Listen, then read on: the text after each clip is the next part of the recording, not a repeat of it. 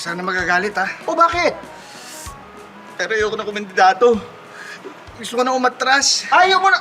Ano ka ba naman, anak? Last minute aatras ka. Nagkasundo na tayo dito. Napag-usapan na natin to, di ba? Ikaw ang papalit sa mama mo na maging konsehal. Kasi magme-mayor siya, kapalit ko. Tapos ako naman, ako ang tatakbong congressman. Ano ka ba? Linaw-linaw ng plano. Naku pa, yun na nga eh. Binabas na tayo ng mga tao dahil nagpapalit-palit lang tayo ng pwesto. Political dynasty na tayo, nakakahiya. Wag kang mahihiya. Maraming gumagawa niyan. May iba nga, halos buong angkan, nakaupo na sa kongreso. Kaya pagka nagkakaroon ng session, nagiging family reunion. Kaya huwag kang mahihiya. Okay lang yun, marami tayong ganyan.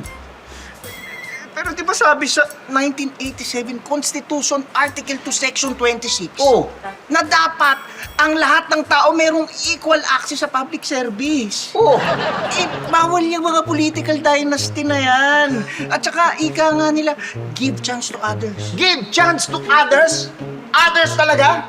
Nasa posisyon na tayo, papamigay pa natin sa iba, hindi pwede yan. Marami nga dyan, ilang dekada nang nasa pwesto, ayaw bumitaw. Kung kumapit parang tuko, kaya pag tumatagal, yung tuko, nagiging buhaya. Yun ang nangyari.